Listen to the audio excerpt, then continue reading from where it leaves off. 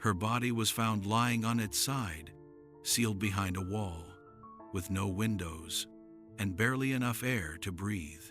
In 1614, Elizabeth Báthory, once one of the most powerful women in Hungary, died alone, imprisoned in her own castle. She wasn't buried with honor. She wasn't given a funeral fit for nobility. She was locked inside a stone room, hidden from the world. After being accused of crimes almost too horrific to name, they said she tortured and killed hundreds of young women. They said she bathed in their blood to stay young forever. They said she was the most prolific female killer in recorded history. But how much of this was true? There were no fingerprints, no photographs, no modern forensics, just testimonies, most given under torture, and stories that kept growing over centuries. What's real is this: Elizabeth Báthory was rich, educated, and connected to royalty. She had enemies. She had land. She had power. What happened inside the walls of her castle, and why it all ended in silence, is the focus of this story. And to understand the horror she's remembered for, we have to go back to where it all began. Elizabeth Báthory was born on August 7, 1560, in near Báthory, part of the Kingdom of Hungary. She belonged to one of the most powerful aristocratic families in Central Europe, the Báthorys, who held titles across Transylvania, Poland, and Hungary. From birth, Elizabeth was part of the ruling class. Her uncle was Stephen Báthory, who would later become King of Poland and Prince of Transylvania. Her family was politically important and militarily influential. She was raised among landowners, soldiers, and politicians. Power was not something she had to earn. She was born into it. She also lived in a time of crisis. Hungary was split into three parts. Habsburg ruled Royal Hungary, Ottoman occupied Central Hungary, and Transylvania, a semi-independent principality. The region was politically unstable and violently contested. Nobles had to guard their lands from both Turkish and Christian forces. The Báthory family was Protestant, while the ruling Habsburgs were Catholic. This added to the political tension. Religion, power, and land ownership were deeply tied together. Nobles who didn't fall in line risked exile, execution, or ruin. Elizabeth received a high-level education for a woman of her time. She learned Latin, German, and Hungarian, and was taught mathematics, science, and diplomacy. She was not only literate, she was politically aware. In 1575, at age 15, she married Count Ferenc Nadasdy, another noble from a wealthy family. Their combined estates made them one of the most powerful landholding families in Hungary. While Ferenc fought wars against the Ottomans, Elizabeth managed the estate, including over 17 villages, and had the legal authority to enforce punishment on servants. At a time when nobility had almost unlimited power over commoners, complaints against aristocrats were rare and dangerous. Still, rumors would begin to circulate. Missing girls, strange injuries, secretive castle routines, and eventually those rumors would reach the ears of the king. Elizabeth Báthory didn't grow up like most girls in 16th century Europe. From an early age, she was surrounded by violence, religion, and power, and she was expected to understand all three. She was raised at Ext Castle, a stronghold of the Báthory family. There, she was educated by private tutors and exposed to Calvinist teachings, which emphasized discipline, divine punishment, and hierarchy. Religion was not just personal belief. It was law, social order, and justification for power. As a child, Elizabeth may have suffered from epileptic seizures, noted in family letters, and interpreted by physicians of the time using methods now considered unscientific. One treatment included rubbing human blood on the lips of a seizing child. While not related to bathing in blood, it introduced early ideas about the power of blood. The punishments she witnessed on the estate were brutal. Executions were often public, and servants who disobeyed were beaten or mutilated. These were not secret acts. They were routine. And Elizabeth, as a noble child, was expected to observe and learn how to maintain order. By her teenage years, She already showed signs of assertiveness and independence.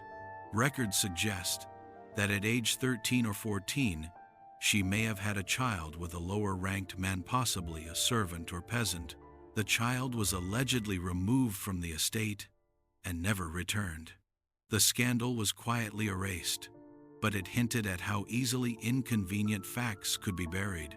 When she married Count Ferenc Nadasdy at 15, she moved to Szate Castle. Ferenc, known as the Black Knight of Hungary, was a brutal military commander. His reputation for torturing captured enemies earned him status among nobles. According to accounts from the time, Ferenc taught Elizabeth methods of punishment and discipline. These included placing oiled paper between fingers and lighting it on fire, or rolling up oiled cloth and setting it ablaze on bare skin. These techniques would later appear in testimonies from witnesses during her investigation. But unlike her husband, Elizabeth didn't leave the battlefield for the estate. She was left in charge, running the castle, issuing orders, and punishing servants, without direct oversight. In that isolation, her control grew absolute, and the question became, where was the line between noble authority and criminal cruelty? By the early 1580s, Elizabeth Báthory had moved from noble daughter to landed authority. Her husband, Ferenc Nadasdy, was rarely at home. As a military leader, he spent most of his time fighting Ottoman forces along the southern borders. While he gained fame in battle, Elizabeth governed the estates, making decisions over tax collection, tenant disputes, and staff discipline. These weren't symbolic roles. She signed documents, managed castle finances, and even handled legal cases. After Ferenc's death in 1604, everything changed. At 44 years old, Elizabeth Báthory was now a widowed noblewoman, in control of vast properties, including Szate Castle, a fortress on a hilltop surrounded by villages, forests, and complete political isolation. Her estate was so large that it included hundreds of servants and more than 17 villages under her rule. She had judicial authority over these lands, meaning she could arrest, detain, and punish without external oversight. She was one of the most powerful women in Eastern Europe, and she had no husband, no father, and no son controlling her decisions. It was around this time that complaints about her began to increase. Servants and peasants whispered about missing girls, mostly young peasant women sent to work as maids or house servants. There were rumors of strange punishments, excessive beatings, and girls disappearing without a trace. But Elizabeth's high status protected her. Any accusations from peasants or lower nobles could be dismissed as lies or envy. In the Hungarian nobility, a countess had the right to discipline her staff as she saw fit. Still, the pattern was growing. She began recruiting girls from a wider area, including girls from noble families who were promised education or courtly experience. When those girls also vanished or returned injured, the rumors reached more powerful ears. The local priests started to protest.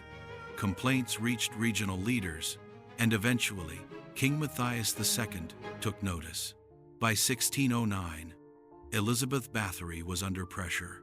With her husband dead and no male protector in her household, her political position became fragile. Her landholdings were vast, but they were also highly valuable to the Habsburg crown, which was seeking to consolidate power in Hungary.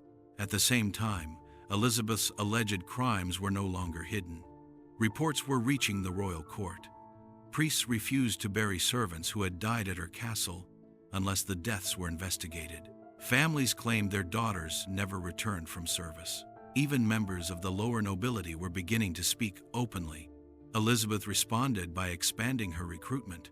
She opened a gymnasium, a kind of finishing school for noble girls. This allowed her to invite young women from higher status families into her household without suspicion. But it also raised the stakes.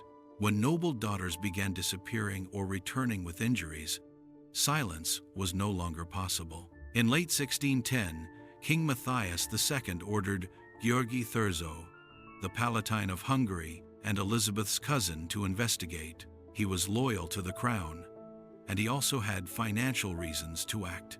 The crown owed Elizabeth money. If she were convicted, her wealth and estates could be seized. On December 29, 1610, Thurzo arrived at Sète Castle with soldiers. They reported finding dead and dying girls, blood on the floors, and torture devices. Some claimed to have seen fresh bodies buried. Others said they saw young women with open wounds locked in rooms. The accounts varied, but the shock was enough. Elizabeth was arrested on sight, along with 4 servants: Ilona Yo, Dorothea Sentes, Janos Uveri, and Catalin Benica. Thurzo wrote to the king that night, claiming Elizabeth had been caught in the act, but she was never given a public trial. Her accomplices were tortured and interrogated. Under pressure, they confessed to helping her kill over 600 girls. One servant claimed a ledger listed every victim. That ledger was never found. The servants were executed. Elizabeth was never allowed to speak in her own defense. She was locked in a windowless room inside her castle. The walls were sealed. Only a small slit remained for food and air. And for the rest of her life, that room became her world. Inside the stone walls of Sète Castle, Elizabeth Báthory ruled without interference. Her power didn't come from force. It came from isolation, fear, and obedience. No royal inspectors visited.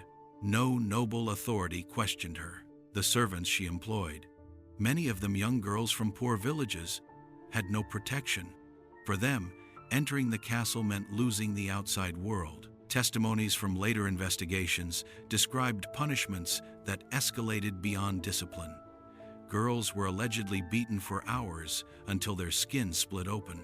Some were stuck with needles or scissors. Others were stripped and locked outside in freezing air, left to die. Several witnesses said they were burned with irons or whipped until unconscious. One of the most disturbing accusations was that Elizabeth began experimenting with methods of pain, trying new ways to harm, delay death, or punish minor infractions. The torture, they claimed, wasn't always about anger. It became routine, even calculated. Those closest to her, including long-serving household staff, were said to assist her. According to statements later recorded in court, one handled the beatings, another cleaned up blood and moved bodies. One retrieved girls from nearby villages. Inside that castle, Elizabeth had a system, and it kept running for years. Some villagers recalled seeing blood-stained cloth carried out of the castle. Others said they brought food deliveries but never saw the same servants twice. There were whispers about how the girls were disappearing, but many feared speaking up. Some had already lost daughters, and they knew no one would listen. Elizabeth's wealth and legal power made her untouchable. As a noble, she could punish her servants however she chose. If someone complained, she could have them jailed. Or worse, fear wasn't just a feeling in her household. It was a tool she used to maintain control. By the late 1600s, even Elizabeth's closest allies began to feel uneasy. Her actions were no longer confined to the lower classes. Now, daughters of nobility were entering the castle. Some didn't return. Others came back scarred or silent. And as more families demanded answers, the danger was no longer just rumors. It was political.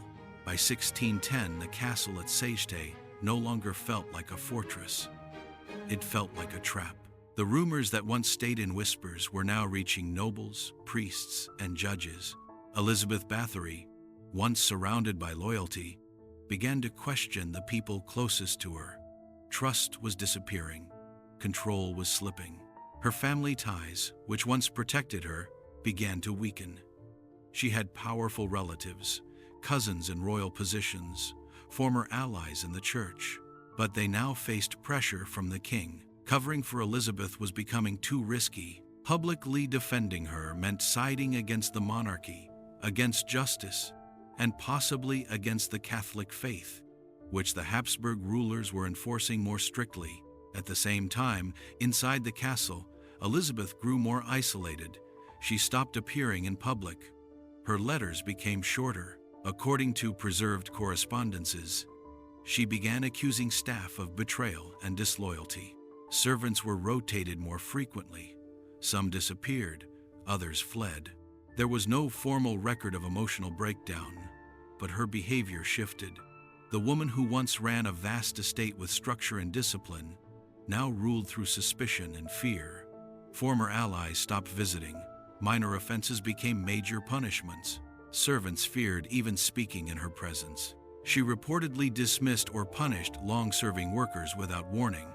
In one case, a girl accused of theft was supposedly executed on the spot, without investigation or trial. These decisions, whether real or exaggerated, reflected a pattern. Elizabeth was turning inward. She trusted no one. Even among her inner circle, cracks were forming. One of her closest servants reportedly confessed that she feared being the next victim. Interrogation records later claimed that 2 of her helpers had begun hiding girls to protect them. Elizabeth's paranoia was not just emotional, it was political. She knew investigations were underway. She may not have known when or how the authorities would come, but she understood the pattern. Power was shifting away from her, and no matter how many doors she locked, she couldn't shut out what was coming. Everything she had built, her lands, her title, her name, was now under threat from the very people she once considered allies. After her arrest in late 1610, Elizabeth Báthory was never allowed to testify in court, never given a trial, and never permitted to speak publicly in her own defense. Instead, she was confined inside a small room within Sèche Castle, the same place where she had ruled for decades. Her punishment was unique. She wasn't exiled or executed. Her room was sealed, the door walled up with bricks. Only a small slit was left open, for air, for food, and for waste. From that point on, no official records describe her health directly, but accounts from guards and visitors suggest a slow, steady decline. She began writing letters less frequently. Her handwriting grew unstable, her phrasing confused. One of her final letters sent to her son-in-law reportedly requested more food and warmer clothing. It also mentioned her fear that she would be forgotten and left to starve. According to notes from the castle guards, Elizabeth began talking to herself. She claimed that the servants delivering her food were trying to poison her. She accused her jailers of plotting with her enemies. She refused meals some days, demanded extra on others, and became erratic in her requests. She also stopped sleeping. Records suggest she spent long nights awake, pacing, praying, or simply staring at the wall. Her isolation became physical and mental. No physician was allowed to visit her after her imprisonment began. The only reports came secondhand, through letters or guards' notes passed to her family. Some accounts describe her skin turning pale and blistered from lack of sun. Others claim she spoke to the walls, believing the spirits of her victims were watching. Whether these details are fully accurate is unknown. But after years of unchallenged authority, Elizabeth Báthory was now trapped inside the very place where she once ruled. And by the summer of 1614, the woman who had terrified villages and fascinated nobles was now barely moving, barely speaking, and fully alone. One night in August, she reportedly told her guard she felt cold and asked to lie down. By morning, she was dead. In the final weeks of her life, Elizabeth Báthory lived in silence. No family came to visit. No priest was summoned for confession. The narrow stone cell that had held her since 1611 remained sealed, with only one guard assigned to check on her. There are no recorded final confessions, no dying words, no apology or defense. One of the only surviving descriptions of her death came from that guard. In a brief note, he stated that on the night of August 20th, 1614, Elizabeth told him, "I am cold." She asked to lie down. When he returned the next morning, she was dead. No physician examined her. No autopsy was performed. The official cause was recorded as natural causes, though her physical and psychological deterioration had been ongoing for years. She was 54 years old at the time of her death.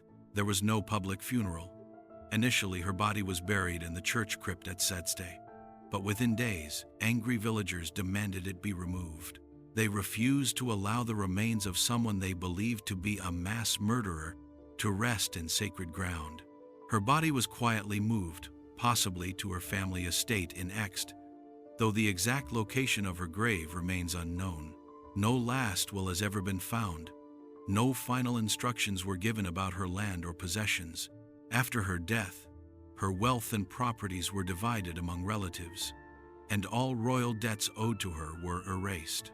What she thought in her final hours remains a mystery. Unlike other historical figures accused of great crimes, Elizabeth never offered a written explanation, never confessed under pressure, and never faced public judgment.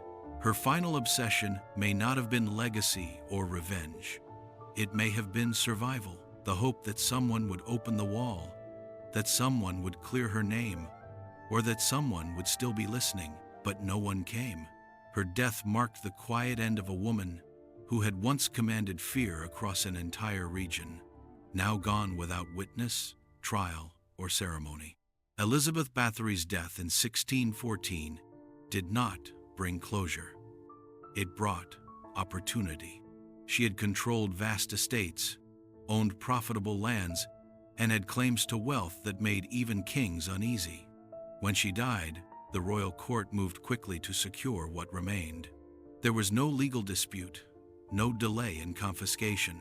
The debts that King Matthias II owed her, debts she had inherited from her late husband's military campaigns, were quietly erased. The Báthory name, once respected, was now a liability. Her children, who had remained silent throughout the accusations, received portions of her property but kept their distance from her legacy.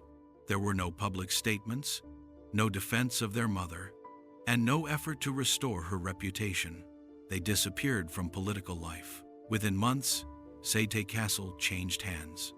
What had once been a symbol of noble control was now a property under royal influence. The villages surrounding the estate were placed under new leadership, and the former servants were scattered or reassigned.